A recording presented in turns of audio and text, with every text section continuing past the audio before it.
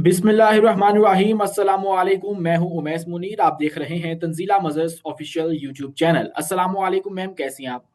वालेकुम अस्सलाम उमैस, कैसे हैं आप? खैरियत से हैं?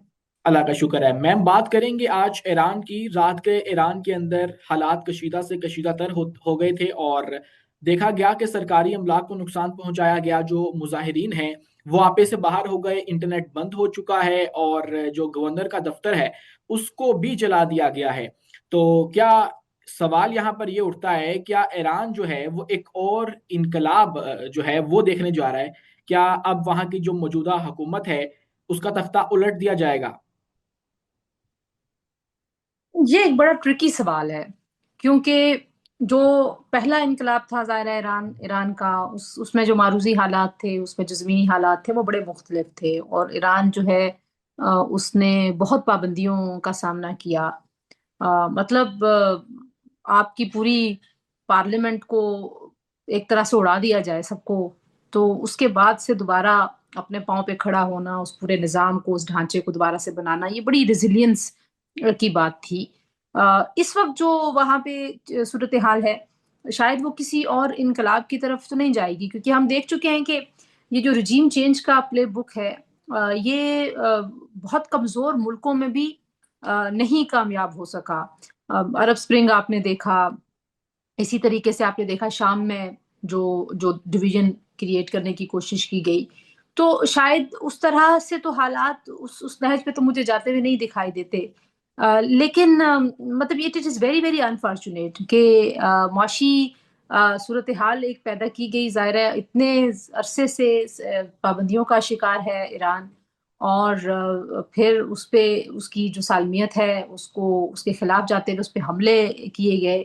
और वो सारा कुछ करने के बाद अब वहाँ पे एक तरह से जो साजिश है वो करके इस तमाम सूरत हाल को एक्सप्लॉइट करने की कोशिश हो रही है। देखें, बहुत सारे मुल्कों में मसले मसाइल हैं जहाँ पे जो मुआशी दबाव होता है वो किसी भी हुकूमत का तख्ता उलटने के लिए बहुत काफ़ी होता है। जब अवाम मुआशी सूरत हाल से तंग आके सड़कों पे आ जाएं, तो उसके बाद जो हुकूमतें हैं वो हिल के रह जाती हैं और बड़ी मुश्किल से उन सिचुएशंस को संभालती हैं। आपने देखा कि वज़राए आज़म को जाना पड़ता है, पार्लियामान जो है उसको इस्तीफे देने पड़ते हैं, और ये इवन मगरबी ममालिक में भी हमने देखा। बरतानिया की मिसाल आपके सामने है कि जब ब्रेक्सिट का इशू था उस वक्त कितने उनके वज़ीर आज़म आ रहे थे, जा रहे थे। तो ये एक मुश्किल सूरत हाल है, लेकिन मुझे नहीं लगता कि ईरान जो है वो मजहबी जो हुकूमत है वहाँ पे, और जो हुकूमती इस वक्त निज़ाम है उसमें से फौरी तौर पर निकलने की सूरत हाल में आज आज की तारीख में खड़ा है। लेट्स सी कि ये चीज़ें किस तरफ जाती हैं, क्योंकि देखें, ईरान बांग्लादेश नहीं है, ईरान जो है वो गाजा नहीं है, ईरान जो है वो वेनेजुएला नहीं है। ईरान एक एक मुख्तलिफ तरह की स्ट्रेंथ के साथ बनी हुई एक कौम का मुल्क है। तो लेट्स सी कि वहाँ पे कितनी देर जो है वो इस तरह की जो सूरत हाल अभी पैदा की गई है इस पे काबू पाने में लग जाएगा। लेकिन वो काबू पा लिया जाएगा। हमारे सामने तुर्की की मिसाल भी है ना। तो ये शायद एक कोशिश तो जरूर है, ख्वाहिश तो है रिजीम चेंज की। और वो जो रिजीम चेंज के नताइज हैं वो कहीं पे भी हमने अच्छे नहीं देखे। तो मुझे नहीं लगता कि शायद बहुत जल्दी में आपको बड़ी तब्दीली देखेंगे। मैम आपके सारे आर्गुमेंट जो हैं वो समझ में आ रहे हैं, बिल्कुल ठीक हैं। लेकिन अगर हम देखें कि आजकल के जो हालात हैं और खासकर 2026 के शुरू होते ही जिस तरह से आलमी मंजरनामे पे कुछ तब्दीलियां रुनुमा हुई हैं, वेनेजुएला की हुकूमत का उल्टाए जाना, उसके बाद डोनाल्ड ट्रंप का बहुत सारे ममालिक को धमकी देना कि मैं तुम पे भी कब्जा कर लूंगा, तुम पे भी कर लूंगा। ऐसे में अचानक से ईरान के अंदर यूं जो मुजाहिरे हैं वो शुरू होना और उसके बाद फिर ट्रंप का ये भी कहना कि हम बचाने आएंगे मुजाहिरीन को, आपको नहीं लगता कि इसके अंदर समथिंग इज फिशी? और ट्रम्प जो है वो कोई इस तरह का एडवेंचर जो है वो ईरान के अंदर कर सकते हैं? क्योंकि बहुत से दीगर ममालिक के अंदर भी इस तरह का जो एडवेंचर है उसके इल्जामात ट्रम्प के ऊपर और अमेरिका के ऊपर लग चुके हैं। देखिए, रिजीम चेंज का तो जो ज्यादातर इल्जाम होता है वो अमेरिका के ऊपर ही लगता है। लेकिन वो तो जमाने चले गए कि जब इल्जाम इल्जाम होता था, और फिर कभी सीक्रेट सर्विस की और सीआईए की और पता नहीं किस किस की रिपोर्ट सामने आती थी, और फिर पता चलता था ये ऑपरेशन हुआ, ये ऑपरेशन हुआ। अब तो उनके सदर کھلے عام لوگوں کو دھمکی دیتے ہیں، اور پھر وہ کسی ایک ملک میں گھس کے ان کا صدر اس کی بیوی کو اٹھا لیتے ہیں، اور پھر ان کے تیل پہ قبضے کا اعلان بھی کر دیتے ہیں، پھر یہ بھی کہتے ہیں کہ میں خریدوں گا اور پیسے بھی اپنے پاس رکھوں گا. تو مطلب یہ تو ایک انپریسیڈنٹڈ ایک چیز ہے. لیکن یہ اٹ از ناٹ فنی اینی مور. اب یہ کوئی بہت مذاقہ خیز بات نہیں لگتی. اب یہ ڈرونی ایک چیز بن گئی ہے، کیونکہ آپ دیکھیں کہ صدر ٹرمپ نے مطلب آپ سوچیں نا کہ انہوں نے ایران کے نیوکلیر جو انسٹالیشن تھے اس کے اوپر ایکچولی آ کے حملہ کر دیا. مطلب ایک کہنا کہ میں حملہ کر دوں گا، میں آ جاؤں گا، ایک ڈیٹرنس کے طور پہ، ایک ڈر کے طور پہ، یہ ایک اور بات ہوتی ہے. لیکن آپ ایکچولی اپنے سب سے بڑے بم اٹھائیں اور آ جائیں، تو صدر ٹرمپ تو ظاہر ہے ایک ایسا فینومنا ہے. He is not a president, he is a phenomena جو یہ دنیا دیکھ رہی ہے. اور اس دنیا میں لیٹ سی کہ یہ کتنی تباہی ہے، کس طرف تباہی کی طرف جائے گا. کیونکہ آپ نے دیکھا کہ جو ان کے ایک مشیر ہیں اسٹیفن، وہ کہتے ہیں جی کہ ہم سپر پاور ہیں and we will act as super power. Donald Trump کی جو پریزیڈنسی ہے، پریزیڈنٹ شپ ہے اس کے اندر، اینڈ ہم جو ہیں وہ کسی بھی طرح سے اب جو ہے وہ کسی کو رعایت نہیں دیں گے. تو آپ یہ دیکھیں کہ انہوں نے جتنے بھی چارٹرز ہیں، جو بھی ہیومن رائٹس کی چیزیں اس میں سے وہ نکل گئے ہیں. تو اب مجھے نہیں پتا کہ یہ سیلف ڈسٹرکشن کا ایک سفر انہوں نے شروع کر دیا ہے. کیونکہ دیکھیں یہ تو دنیا میں بہت سارے لوگ مان چکے ہیں، اور تاریخ اس بات کی گواہ ہے کہ جنگیں کسی بھی چیز کا حل نہیں ہے.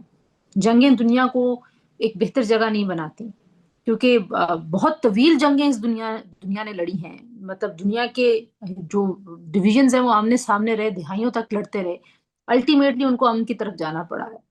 تو یہ بدماشی سے کتنی دیر تک ساری چیزیں چل سکتی ہیں، دیٹ از اے کوشچن. اور اٹ از ریئلی اسکیری کہ اگر ایران کی صورتحال میں صدر ٹرمپ واقعی اپنے ایڈونچر کو لے کے پریکٹیکلی کچھ کرنے آ جائیں گے. مجھے تھوڑی سی اس کے جو امکانات ہیں وہ اس لیے کم لگتے ہیں کہ باوجود بہت کوشش کے وہ ایران کا جو ایک ہوتا ہے نا، آپ کے سسٹم کا ایک نرو سسٹم ہوتا ہے، وہ اس کو کلیپس نہیں کر پائے. وہ نرو سسٹم جو ہے نا، وہ آج بھی آپ دیکھ لیں کہ ان کو واپس اسی لہجے میں جواب دیا جا رہا ہے، ان کو باز رہنے کی وارننگ دی جا رہی ہے.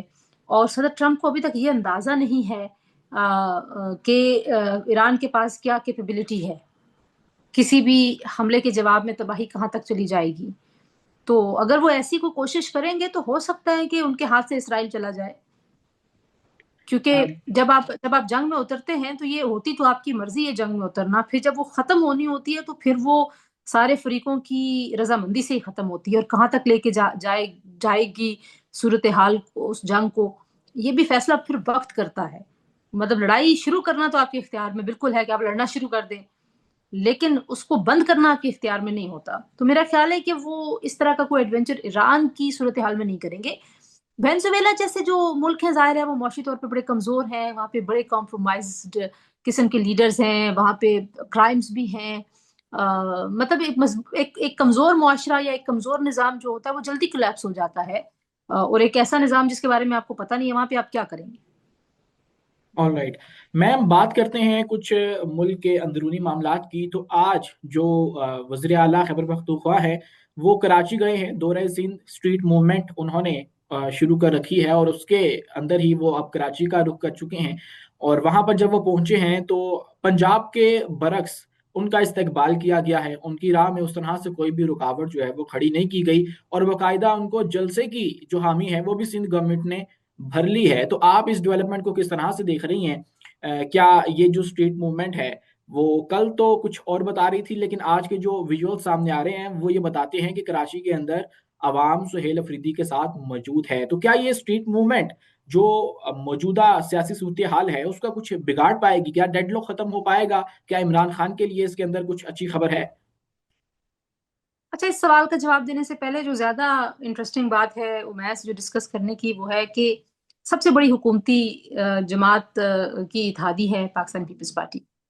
اور حکومتی اتحادی جماعت ہونے کے ناطے اس پالیسی سے 190 ڈگری پہ جا کے کھڑے ہو گئے ہیں. ایک طرف بالکل جاریت ہے، ایک طرف بالکل غصہ ہے، ایک طرف بالکل گنجائش نہیں ہے، کوئی رواداری کا مظاہرہ نہیں ہے. بیانات سے لے کے عملی اقدامات تک سختی سختی ہے. نون لیگ کی میں بات کر رہی ہوں، پنجاب حکومت کی بات کر رہی ہوں، وفاقی حکومت کی بات کر رہی ہوں.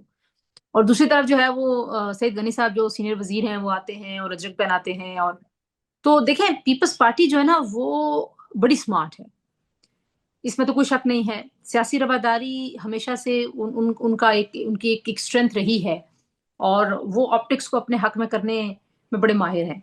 ان کو پی ٹی آئی سے یا سہیل آفریدی سے ان کو کوئی خطرہ نہیں ہے، کیونکہ سہیل آفریدی نے کراچی میں پھرنا ہے. کراچی میں آپ کو پتا ہے کہ پیپلز پارٹی ویسے ایم کیو ایم سے لڑتی رہتی ہے، اور پی ٹی آئی بھی ایم کیو ایم کو ہی اپنا حریف سمجھتی ہے، وہ پیپلز پارٹی کے ساتھ مقابلہ نہیں کرتے.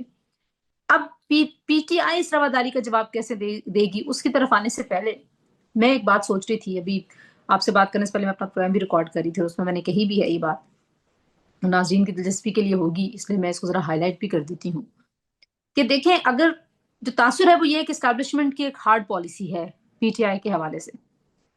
اگر واقعی اسٹیبلشمنٹ کی پالیسی ہے ہارڈ پالیسی، تو پھر تو پیپلز پارٹی بھی ہمیں اسی پالیسی پہ کھڑی نظر آنی چاہیے تھی. اگر ہم زمینی حقائق کو دیکھیں تو پیپلز پارٹی جو ہے وہ اس پالیسی سے بالکل ہٹ کے رواداری کا مظاہرہ کر رہی ہے، گنجائش کی بات کر رہی ہے. تو اس کا مطلب یہ ہے کہ نون لیگ جو ہے وہ اسٹیبلشمنٹ کے دباؤ کی وجہ سے نہیں پی ٹی آئی کے خلاف، بلکہ ان کے اپنے سیاسی وجوہات ہیں، ان کے اپنے سیاسی دباؤ ہیں، اور وہ سمجھتے ہیں کہ پنجاب میں ان کو آج بھی پی ٹی آئی سے خطرہ ہے. بس اس کے دو ہی معنی نکلتے ہیں. ایک معنی یہ نکلتا ہے کہ پیپلز پارٹی جو ہے وہ اسٹیبلشمنٹ کی بات نہیں مانتی یا ان کی پالیسی کے ساتھ نہیں چلنا چاہتی. وہ مجھے لگتا ہے اس کے امکانات ذرا کم ہیں. دوسرا جو ہے اس کا جو میرے ذہن میں آتا ہے وہ یہی ہے کہ آپ کو سیاسی طور پہ آپ دباؤ کا شکار ہیں، اس وجہ سے آپ مزید سختی پہ سختی پہ سختی کرتے ہیں. تو اگر نون لیگ صرف اپنی سیاسی جو کمپیٹیٹیونیس ہے، جو مقابلہ ہے، اس کی وجہ سے پی ٹی آئی کے ساتھ اس قدر سختیاں برت رہی ہے، اور الزام سارا اسٹیبلشمنٹ پہ جاتا ہے کہ اسٹیبلشمنٹ کی سختی کی وجہ سے سارا کچھ ہو رہا ہے، تو یہ تو سچویشن بڑی خراب ہے. نون کے لیے تو بڑے مسائل ہیں، اور نون تو پھر اپنے ہی اس رویے کا شکار ہو جائے گی. تو میں میم اس تو کا مطلب ایک بات تو واضح ہو گئی، جب سہیل افریدی پنجاب آئے تھے تو ان کے ساتھ جو کچھ بھی ہوا اس کے اندر اسٹیبلشمنٹ انوالو نہیں تھی، کیونکہ اگر وہ ہوتے تو وہ سندھ میں بھی اسی طرح سے ان کے ساتھ برتاؤ کرتے اور ان کے راہ میں اسی طرح سے رکاوٹیں پیش کی جاتی. لیکن اب اس سے لگ یہ رہا ہے کہ پنجاب گورنمنٹ جو ہے اس نے سب کچھ یہ پنجاب کے اندر جو بھی کروایا خیبر پختونخوا کے جو وزیر اعلیٰ ہیں ان کے ساتھ. میری رائے میں تو مجھے تو یہی نظر آتا ہے. آپ بھی یہی سمجھے میری بات سے، تو مجھے تو کم از کم یہی آج نظر آیا. دوسرا جو آپ نے کہا اسٹریٹ موومنٹ، دیکھیں پی ٹی آئی کا ایک بڑا ووٹ بینک تھا کراچی میں، اور پی ٹی آئی کو جتوایا بھی گیا تھا. ووٹ بینک کے علاوہ پی ٹی آئی کو 2018 میں جتوایا گیا تھا، کیونکہ میں ایم کیسے بہت سارے لوگوں کو جانتی ہوں جو جیت رہے تھے 40-40 ہزار کی لیڈ سے جیت رہے تھے، اور پھر صبح وہ ہار گئے. ٹھیک ہے، اور وہ روتے بھی رہے اور وہ بلکتے بھی رہے، لیکن بہرحال وہ ساری سیٹیں اٹھا کے پی ٹی آئی کو دے دی گئی. پی ٹی آئی کے بہت سارے وفاقی وزراء تھے، آپ کو پتا ہے کراچی سے سندھ سے ایک بڑی ان کو ایک گنجائش پیدا کر کے دی گئی اس سیاست میں جو سندھ کی سیاست ہے، اور کراچی کی سیاست بالخصوص، کیونکہ انٹیریئر سندھ اور کراچی کی سیاست تھوڑی سی مختلف ہے جو کراچی دارالحکومت ہے سندھ کا. لیکن پی ٹی آئی نے کبھی اس موقع سے فائدہ نہیں اٹھایا. عمران خان صاحب نے جانا کبھی گوارا نہیں کہ ایک آدھ بار گئے بھی تو بس ایسے ہی گئے کہ جیسے نہ ہی گئے. تو سہیل آفریدی کی موو اچھی ہے، سیاسی آپٹکس اور خبروں میں رہنے کے لحاظ سے تو بہت اچھی ہے. کیونکہ میں نے اس دن بھی آپ سے بات کرتے ہوئے کہا تھا کہ جب بھی احتجاج ہوا صرف خیبر پختونخوا سے لوگ آئے ہیں، باقی شہروں سے لوگ نہیں نکلے، باقی صوبوں سے لوگ نہیں آئے. تو ایک کوشش یہ ہو رہی ہے کہ اتنے لوگ آ جائیں، دو طرفہ ایک کوشش ہے. تحریک تبصرہ یعنی پاکستان کر رہے ہیں کہ یہ کر رہے ہیں، تو اس کوشش میں تو کوئی حرج نہیں ہے. لیکن جو نتیجہ آپ چاہ رہے ہیں وہ میرا خیال ہے نہیں نکلے گا، کیونکہ دیکھیں نا علیمہ خان صاحبہ نے 10,000 بندے بلائے تھے اڈیالہ کے باہر، آئے 10,000. 10,000 نہ آتے 6,000 آ جاتے. جب 6,000 بندہ ہوتا ہے نا امیس، تو اچھا خاصا ایک ہجوم ہوتا ہے جو نظر آتا ہے. مطلب 15 سے 20 ہزار کا جو جلسہ ہوتا ہے نا وہ بڑا جلسہ کنسیڈر ہوتا ہے آپ کے سیاسی حالات میں. تو لیٹس سی کہ اب یہ 8 فروری کو اتوار کا دن ہے، پہیا جام ہوگا، شٹر ڈاؤن ہوگا نہیں ہوگا، کتنے لوگ نکلیں گے، کیا صورتحال ہوگی. پھر جیسے میں نے کل بھی کہا کہ کوئی کلیئر ایجنڈا نہیں ہے.